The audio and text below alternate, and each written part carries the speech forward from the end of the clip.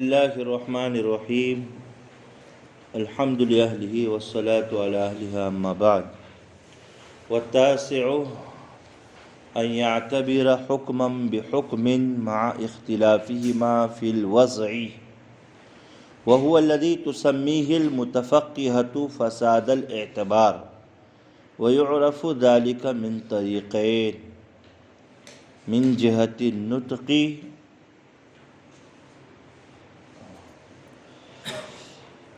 ويعرف بالوصول الطریقۃ الثانیہ۔ فساد علت کا نواں سبب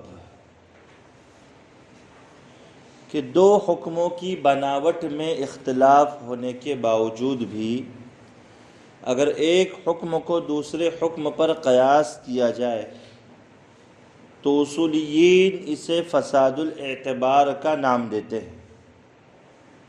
اصولیین اسے کس کا نام دیتے ہیں؟ فساد الاعتبار کا نام دیتے ہیں۔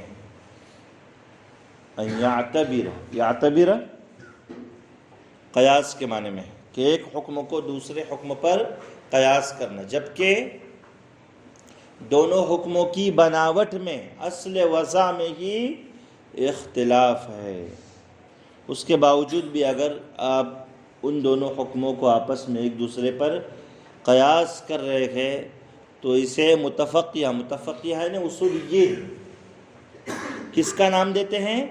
فساد الاعتبار کا۔ فساد الاعتبار یعنی ایسا قیاس کرنا ہی فاسد ہے، ایسا قیاس کرنا ہی۔ دو حکموں کی بناوٹ کا اختلاف سمجھ میں کیسے آئے گا؟ تو اس کا سمجھنے اور جاننے کا ایک ذریعہ ہے من جہت النطق، یعنی خود قرآن کے منطوق سے یا حدیث کے منطوق سے پتہ چلے گا کہ وہ دو حکم جن میں سے ایک کو دوسرے پر آپ قیاس کرنا چاہتے ہیں ان کی بناوٹ میں ہی اصل وضع میں ہی اختلاف ہے، اصل وضع میں ہی اختلاف ہے۔ ایک تو جاننے کا ذریعہ یہ ہے، جیسے اس کی مثال بِأَنْ يَرِدَ الشَّرْعُ بِالتَّفْرَقَةِ بَيْنَهُمَا کہ شریعت دونوں حکموں کے درمیان میں فرق کو واضح کر دے، بیان کر دے، تو اس کی وجہ سے سمجھ میں آ جاتا ہے کہ دونوں حکموں کے درمیان میں اجتماعیت باطل ہے۔ دونوں حکموں کے درمیان میں اجتماعیت کیسی ہے؟ باطل ہے، دونوں حکم جمع نہیں ہو سکتے۔ بات سمجھ میں آ رہی؟ جیسے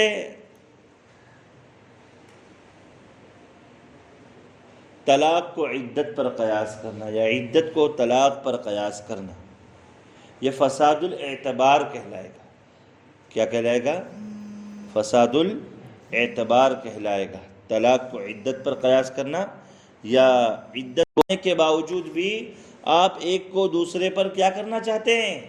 قیاس کرنا چاہتے ہیں، تو ایسا قیاس کرنا صحیح نہیں ہے، یہ قیاس کرنا باطل ہے۔ یہ قیاس کرنا کیا ہے؟ باطل ہے۔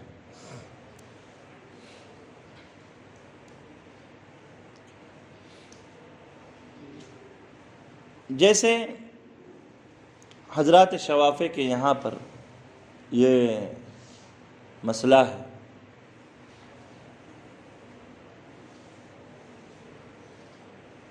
کہ جیسے آزاد عورت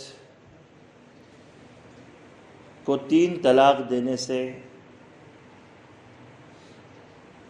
طلاق مغلظ واقع ہو جاتی ہے، دونوں کے درمیان میں رشتہ ازدواج بالکل ختم ہو جاتا ہے، اسی طریقے سے باندی کو بھی اگر 3 طلاق دے دی جائے تو وہ بھی مغلظہ ہو جاتی ہے، وہ بھی کیا ہو جاتی ہے؟ مغلظہ ہو جاتی ہے۔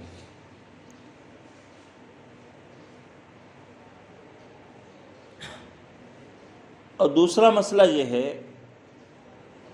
کہ عدت کا جہاں تک معاملہ ہے، عدت کا تو آزاد عورت 3 طہر 3 پاکی کے زمانے عدت گزارے گی، اور باندی اس سے نصف یعنی 2 پاکی کے زمانے عدت گزارے گی، تو وہ بائنہ ہو جاتی ہے۔ اگر اس کو 1 یا 2 طلاق دی ہے تو آزاد عورت 3 پاکی کے زمانے گزرے اور شوہر نے رجوع نہیں کیا تو وہ بائنہ ہو گئی، اور باندی 2 پاکی کے زمانے گزارے تو کیا ہو جاتی ہے؟ بائنہ ہو جاتی ہے۔ بعض حضرات کا مسلک یہ ہے کہ باندی جو ہے باندی 2 طلاق سے ہی مغلظہ ہوگی، تیسرے طلاق کی اس کو ضرورت نہیں۔ وہ کہتے ہیں کہ وہ دیکھیے ہم طلاق کو عدت پر قیاس کر رہے ہیں، جیسے باندی کے لیے عدت میں تنصیف ہے ویسے طلاق میں بھی کیا ہے؟ تنصیف، آدھا۔ شوافع کا جواب یہ ہے کہ طلاق کو آپ عدت پر قیاس نہیں کر سکتی، یہ فساد الاعتبار ہے، قیاس مع الفارق ہے، اس لیے کہ خود حدیث پاک میں دونوں حکموں کے درمیان میں فرق اور اختلاف بیان کیا گیا ہے۔ اللہ کے رسول صلی اللہ علیہ وسلم کا فرمان ہے، مجمع الزوائد کی اور معجم کبیر للطبرانی کی روایت ہے، الطلاق بالرجال والعدت بالنساء، کہ طلاق کا اعتبار مردوں کے ذریعے سے ہوتا ہے اور عدت کا اعتبار عورتوں کے اعتبار سے ہوتا ہے۔ تو باندی کو طلاق دینے والا اس کا شوہر ہے، جیسے آزاد کو طلاق دینے والا آزاد عورت کو طلاق دینے والا اس کا شوہر ہے۔ تو شوہر تو جو ہے اس میں کسی قسم کا کوئی رقیت یا حریت کے اعتبار سے فرق نہیں، لہذا شوہر کے اعتبار سے طلاق کو شمار کیا گیا ہے، اور عدت کا اعتبار چونکہ عورت کے اعتبار سے کیا گیا ہے، تو دونوں حکموں کی اصل وضع میں ہی اختلاف ہے۔ اس لیے ہم عدت میں تو تنصیف مانتے ہیں باندی کی رقیت کا اعتبار کرتے ہوئے، لیکن طلاق میں ہم تنصیف مانتے نہیں ہیں۔ تو 3 طلاق سے ہی آزاد ہو یا باندی ہو مغلظہ ہوگی، وہاں ہم یہ نہیں مانیں گے۔ کیوں؟ اس لیے کہ حدیث پاک میں ہی دونوں حکموں کی بناوٹ میں اختلاف بتایا گیا ہے۔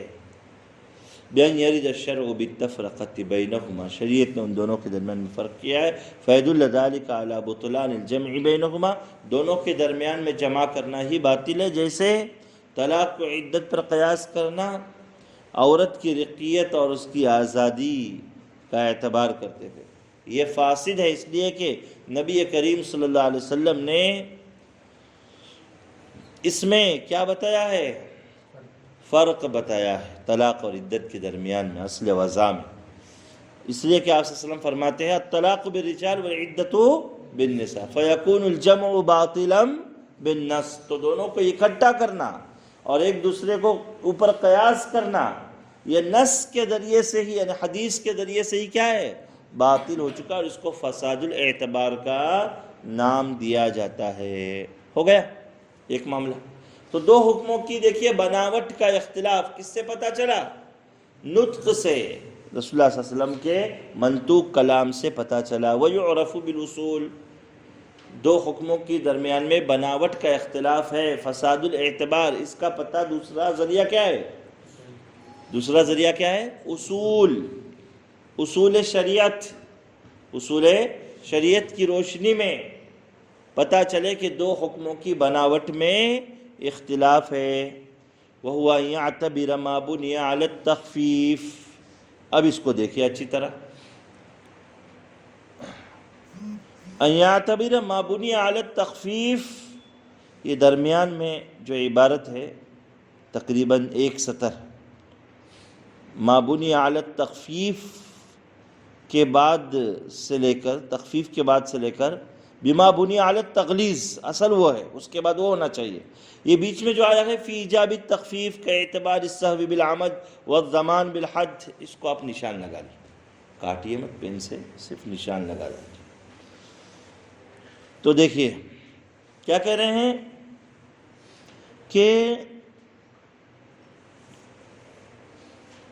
ایک وہ چیز جس کا دار و مدار تخفیف پر ہے. کس پر ہے؟ تخفیف یعنی ہلکا پن، اور تغلیظ یعنی ذرا بھاری پن، مضبوط.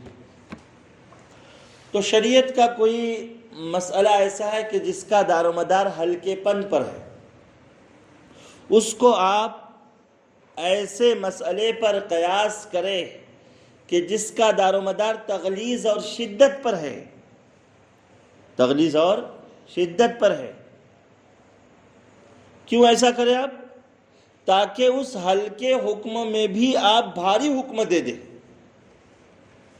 تو ایسا کرنا بھی صحیح نہیں ہے اصول شریعت کے اعتبار سے. اس لیے کہ شریعت کا ضابطہ یہ ہے کہ اللہ تعالیٰ نے جس چیز میں، اللہ کے رسول صلی اللہ علیہ وسلم نے جس حکم شریعت میں آسانی رکھی ہے وہ آسان ہی رہے گا، اور جس حکم شریعت میں اللہ تعالیٰ نے کچھ واجبات رکھے ہیں تو اس میں وہ واجبات رہیں گے، وہ شرطیں اس میں لاگو رہیں گی. وہ شرطیں اس میں کیا رہے گی؟ لاگو رہے گی. جیسے سہو کو عمد پر قیاس کرنا. سہو کو عمد پر قیاس کرنا. بھائی نماز میں اگر کوئی سہون بات کرے، سہون بھول کر، تو نماز رہے گی کہ ٹوٹے گی؟ باقی رہے گی، کوئی حرج نہیں. اور کوئی جان بوجھ کر بات کرے نماز میں، یاد ہے اس کو کہ نماز میں بات نہیں کرنا چاہیے، نماز بھی یاد ہے، نہ بات کرنا وہ بھی پتہ ہے، اس کے باوجود بھی وہ بات کر رہا ہے، تو نماز کیا ہو جائے گی؟ ٹوٹ جائے گی. روزے کی حالت میں کسی نے سہون نسیانن پانی پی لیا، روزہ باقی ہے. حدیث میں آتا ہے اللہ تعالیٰ نے اس کو کھلایا پلایا. لیکن جس کو روزہ یاد ہے کہ میرا روزہ ہے، اس کے باوجود بھی وہ جا کر جان بوجھ کر پانی پی لے عمدن، تو روزہ رہے گا اس کا؟ نہیں، روزہ ٹوٹ جائے گا اور قضا اس کے ذمے میں لازم ہو جائے گا. قضا اس کے ذمے میں لازم ہو جائے گا. بات سمجھے؟ چھوٹے بچے کرتے، ان کو پتہ رہتا ہے کہ مولانا نے یہ مسئلہ بتایا کہ جان بوجھ کر پانی نہیں پینا چاہیے روزہ یاد ہونے کے بعد. وہ کہتے کہ ہم تھوڑی دیر کے لیے بھول جاتے ہیں کہ ہمارا روزہ ہے اور پانی پی لیتے. بہت زیادہ پیاس لگتی ہے جب. ہاں، تو اگر کوئی یہ کہے کہ جیسے جان بوجھ کر پانی پینے سے یا کھانا کھانے سے روزہ ٹوٹتا ہے، ویسے سہون بھی یا نسیانن بھی پانی پینے سے روزہ ٹوٹنا چاہیے، قضا لازم ہونی چاہیے. تو یہ قیاس کرنا اس کا صحیح ہوگا؟ بھاری حکم دینا سہو میں نہیں. کیوں؟ اس لیے کہ اصول شریعت میں جن چیزوں کا، جن مسائل کا دار و مدار تخفیف پر ہے وہ تخفیف پر ہی باقی رہے گا، اور جن مسائل کا دار و مدار تغلیظ پر ہے، شدت پر ہے، وہ اپنی شدت اور تغلیظ پر ہی کیا رہیں گے؟ باقی رہیں گے. بات سمجھ میں آ رہی ہے کہ اعتبار السہو بالعمد ایک چیز ہو گئی. دوسری مثال دیکھیے، او ما بنی علی التغلیظ بما بنی علی التخفیف فی ایجاب التخفیف کاعتبار العمد بالسہو. بالکل اس کے برعکس کہ شریعت نے ایک حکم کا دار و مدار شدت اور تغلیظ پر رکھا، بھاری کوئی حکم دیا اس مسئلے میں، اور دوسرے مسئلے میں چونکہ اس کا دار و مدار کس پر ہے؟ ہلکے پن پر ہے، تخفیف پر ہے، تو اس میں تخفیفاً حکم ہے. تو اگر کوئی بھاری میں بھی ہلکا حکم دینے کے لیے اس بھاری مسئلے کو ہلکے مسئلے پر قیاس کرے تو قیاس کرنا صحیح ہوگا؟ نہیں. جیسے کوئی یہ کہے کہ جان بوجھ نسیانن کھانے پینے سے روزہ جب نہیں ٹوٹتا تو عمدن سے بھی نہیں ٹوٹنا چاہیے. عمدن سے بھی، تو ایسا قیاس کرنا اس کا، ایسا بولنا صحیح ہوگا؟ نہیں صحیح ہوگا. اصول شریعت کی روشنی میں صحیح نہیں. جی عمد کا دار و مدار تغلیظ اور شدت پر ہے تو وہ تغلیظ اور شدت پر ہی اس کا دار و مدار ہے. بات سمجھ میں آ رہی ہے؟ دو ہو گئی نا مثالیں، کتنی ہو گئی؟ تیسری مثال اصول شریعت بتا رہے نا، او ما بنی علی التاکید فی الاسقاط بما بنی علی التضعیف کاعتبار العتق بالرق والزمان بالحج. کسی مسئلے کا دار و مدار تاکید پر ہو. کس پر ہو؟ تاکید پر. اور دوسرا مسئلہ ہے جس کا دار و مدار تضعیف پر ہے، کمزوری پر، تضعیف پر ہے، تاکید پر ہونے کی وجہ سے اس میں کچھ چیزیں ساقط کی جا رہی ہے۔ کیا کی جا رہی ہے؟ ساقط کی جا رہی ہے، اور تضعیف والے میں وہ چیزیں ساقط نہیں ہو رہی ہے۔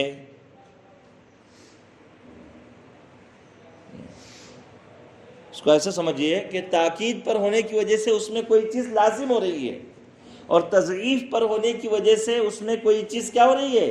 ساقط ہو رہی ہے۔ ایسا ہے، تاکید پر ہونے کی وجہ سے اس میں کوئی چیز، جیسے آزاد آدمی پر، چونکہ آزادی ایک موقت چیز ہے نا، غلامی سے بھاری چیز ہے، تو اس میں کچھ چیزیں کیا ہوتی ہے؟ واجب اور لازم ہوتی ہے، وہ چیزیں غلام سے ساقط ہو جاتی ہے، وہ چیزیں غلام سے کیا ہو جاتی ہے؟ ساقط ہو جاتی ہے۔ بہت سے شریعت کے ایسے احکامات وغیرہ ہیں جو آزاد پر لازم ہے، غلام پر لازم نہیں ہے، غلام پر لازم نہیں ہے۔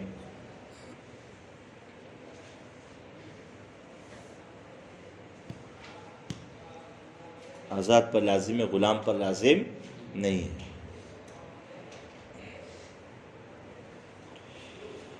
جمعہ وغیرہ کا مسئلہ ہے، آزاد پر لازم، غلام پر لازم نہیں۔ تو کوئی یہ کہے کہ نہیں، ہم آزاد کو غلام پر قیاس کر کے، جیسے غلام سے یہ حکم شرعی ساقط ہے، ویسے ہم کیا کریں گے؟ آزاد سے بھی ساقط کریں گے، تو ایسا کرنا ان کا صحیح ہوگا؟ نہیں ہوگا۔ اسی طریقے سے حد کا دار و مدار تضعیف اور معافی پر ہے شریعت میں نا، کہ حدود اور قصاص میں شبہ ہو جائے تو کیا ہو جاتے ہیں؟ ساقط ہو جاتے ہیں۔ تو ان کا دار و مدار کس پر ہے؟ تضعیف پر۔ تو اس میں اسقاط ہے، شک شبہ آ جائے تو، شک شبہ آ جائے تو کیا ہوتی ہے؟ حد کیا ہو جاتی ہے؟ ساقط ہو جاتی ہے۔ جیسے ایک آدمی نے چوری کی، حرز مثل سے، ربع دینار سے، سب کچھ، لیکن اس نے کہا کہ، کیا کہا اس نے؟ کہ مال مسروق میں اپنی ملکیت سمجھ رہا تھا، اس لیے کہ اس آدمی نے مجھ سے 10,000 کا قرضہ لیا، 10,000 کا قرضہ لیا، واپس نہیں کر رہا ہے، تو اس کا مال پڑا ہوا تھا، میں نے اس کے سامنے نہیں لے سکتا، تو میں نے چوری کر لیا۔ تو شرعاً اس چور پر حد سرقہ جاری نہیں ہوگی، بلکہ بعض فقہا نے تو اجازت دی کہ ایک آدمی ٹال مٹول کر رہا، آ جاؤ کل پرسوں آؤ، سمجھے نا، اس کا مال اگر آپ کو نظر آ رہا ہے اور اتنے اطمینان کیے دے گا نہیں، تو اس کی موٹر سائیکل اٹھا کر آپ لے آ، کہ وہ تو ایسے ہی تو دینے والا نہیں ہے۔ فقہا نے مسئلہ بیان کیا کہ اس کا جو بھاگتے چور کی بولتے ہیں نا، لنگوٹی سے ہی جو اس کا مال ملے گا وہ لے لو، آپ کے لیے لینا صحیح ہے، لینا کیا ہے؟ صحیح ہونا، دے گا نہیں، تو اس پر حد سرقہ جاری نہیں ہوگی، حد سرقہ جاری نہیں ہوگی۔ لیکن زمان جیسے آپ نے ایک آدمی کا موبائل لیا اور جان بوجھ کر اس کو توڑ دیا، تو اس کا زمان آپ پر کیا ہے؟ واجب ہے، یہ ساقط ہوگا نہیں، اس کا دار و مدار تاکید پر ہے، جان بوجھ کر آپ نے فعل کیا، آپ مفرط ہے اس معاملے میں، تو ساقط ہوگا نہیں۔ تو کوئی کہے نہیں، ہم زمان کو بھی حد پر قیاس کریں گے اور زمان میں بھی اسقاط والا حکم آنا چاہیے، تو ایسا قیاس کرنا صحیح نہیں ہوگا۔ وہی کہہ رہے، دیکھیے، ما بنی علی التاکید فی الاسقاط بما بنی علی التضعیف کاعتبار الاتق بالرق، اتق کو رق پر قیاس کرنا جمعہ کے اسقاط کے لیے، والزمان بالحد، حد جیسے ساقط ہوتی ہے ویسے زمان بھی ساقط کرنے کے لیے آپ قیاس کرنا چاہتے ہیں، تو یہ قیاس نہیں کر سکتے۔ کیوں؟ اصول شریعت یہ کہہ رہے ہیں کہ جس حکم کا دار و مدار تاکید پر ہے اس میں شریعت کوئی چیز واجب کرتی ہے، اور جس حکم کا دار و مدار تضعیف پر ہے اس میں اسقاط کا پہلو ہوتا ہے، لہذا کسی کو آپ کسی پر قیاس نہیں کر سکتے۔ اب چوتھی صورت دیکھیے، چوتھی صورت، او ما بنی علی التضعیف بما بنی علی التاکید فی الایجاب، جس حکم کا دار و مدار تضعیف پر ہے اس کو آپ اس حکم پر قیاس کرنا چاہتے ہیں جس کا دار و مدار تاکید پر ہے، اس لیے کہ تاکید میں کوئی چیز کیا ہوتی ہے؟ واجب ہوتی ہے۔ جیسے آپ الٹا کر دیں، رقیت کو حریت پر قیاس کریں کہ نہیں، جب آزاد پر جمعہ واجب ہے تو اس پر بھی ہونا چاہیے۔ یا آپ حد کو زمان پر قیاس کریں کہ جب زمان ساقط نہیں ہوتا تو حد بھی ساقط نہیں ہوگی، تو ایسا کرنا صحیح نہیں ہے۔ کیوں؟ اس لیے کہ اصول شریعت اس کی اجازت نہیں دے رہے ہیں۔ فَيَدُلُّ ذَلِكَ عَلَى فَسَادِهَا، تو یہ چیز کیا ہے؟ فاسد ہے۔ کیا ہے؟ فاسد ہے۔ لِأَنَّ اخْتِلَافَهُمَا فِي الْوَضْعِ يَدُلُّ عَلَى اخْتِلَافِ عِلَّتِهِمَا، اس لیے کہ دونوں حکموں کی اور دونوں مسئلوں کی بناوٹ کا اختلاف دونوں میں سے ایک کو دوسرے پر قیاس کرنے کے لیے مانع اور رکاوٹ ہے۔ دونوں میں سے ایک کو دوسرے پر قیاس کرنے کے لیے کیا ہے؟ مانع اور رکاوٹ ہے۔ وقد قیل، بعض حضرات فرماتے ہیں ان ذلك لا يدل على الفساد اذا دلت الدلالة على صحة العلة، کہ بناوٹ میں اگر اختلاف ہو دو حکموں کے اور دو مسئلوں کے تو وہاں قیاس کرنا فاسد نہیں ہے، فساد پر یہ دلیل نہیں ہے، جبکہ علت کی صحت پر دلیل قائم ہو جائے، علت کی صحت پر اگر دلیل قائم ہے تو وہاں فساد ثابت نہیں ہوگا۔ یہ بعض حضرات کا کہنا ہے، بات سمجھے؟ تو فساد علت کا یہ نواں سبب ہے۔ کیا ہے؟ کہ دو حکموں میں یا دو مسئلوں میں بناوٹ کا ہی اور اصل وضع کا ہی اگر اختلاف ہے تو دونوں میں سے ایک کو دوسرے پر آپ قیاس نہیں کر سکتے۔ قیاس مع الفارق ہی ہے۔ کیا ہے؟ قیاس مع اور دو حکموں کی بناوٹ کا اختلاف سمجھ میں کیسے آئے گا؟ یا تو نطق سے، قرآن اور سنت کا منطوق بتلائے کہ دونوں حکموں میں بناوٹ کا اختلاف ہے، بناوٹ کا، یا تو پھر کس سے؟ اصول شریعت سے، جیسے چار مثالیں انہوں نے دے دی۔ بات سمجھے؟ اب کہتے ہیں 10واں سبب فساد علت کا، والعاشر، آخری سبب، 10واں سبب کیا ہے؟ کہ علت کے مقابلے میں، علت کے مقابلے میں قرآن کریم کا کوئی حکم ہو یا سنت کا کوئی حکم ہو یا اجماع کا کوئی حکم ہو، فَيَدُلُّ ذَلِكَ عَلَى فَسَادِهَا، تو علت کیا ہوگی؟ فاسد۔ اس لیے کہ قیاس کتنے نمبر کی دلیل شرعی ہے؟ چوتھے نمبر۔ سب سے پہلی دلیل شرعی قرآن، دوسری سنت، تیسرے اجماع۔ تو اگر کہیں پر علت کے مقابلے میں قرآن کی آیت موجود ہے تو اعتبار کس کا ہوگا؟ قرآن کا۔ کہیں پر سنت صحیحہ علت کے مقابلے میں تو اعتبار کس کا ہوگا؟ سنت کا۔ اور اجماع ہے تو اجماع کا۔ فَيَدُلُّ ذَلِكَ عَلَى فَسَادِهَا، تو وہ علت کیا ہوگی؟ فاسد۔ کیوں؟ لَأَنَّ هَذِهِ الْأَدِلَّةَ مَقْطُوعٌ بِصِحَّتِهَا، اس لیے کہ یہ جو دلائل ہے، کون؟ قرآن، سنت اور اجماع، یا اپنی صحت کے اعتبار سے کیسے بالکل قطعی ہے، ضمنی دلائل میں، قیاس ضمنی دلائل کے اندر شامل ہے۔ فَلَا يَثْبُتُ مَعَهَا الْقِيَاسُ، قیاس ان کے ساتھ ٹھہر نہیں سکتا، ان کے مقابلے میں قیاس کا کوئی اعتبار نہیں ہے، بلکہ اعتبار اصل کس کا ہے؟ ان احکام، ان دلائل شریعہ کا ہے۔ اعتبار کس کا ہے؟ ان دلائل شریعہ کا ہے۔ تو یہ فساد علت کے یہاں تک کتنے اسباب بیان ہوئے؟ 10 اسباب۔ تو 10واں سبب کیا ہے؟ کہ علت کے مقابلے میں قرآن ہو، سنت ہو یا اجماع ہو، تو ایسی صورت میں ایسی علت کا اعتبار نہیں کیا جائے گا۔ بات سمجھ میں آ رہی ہے؟ تو یہ 10 اسباب جو ذکر ہوئے ہیں ان کو اچھی طرح ذہن میں رکھیے اور انہیں یاد کر کے بھی لائیے، انشاءاللہ ان کو سنا جائے گا۔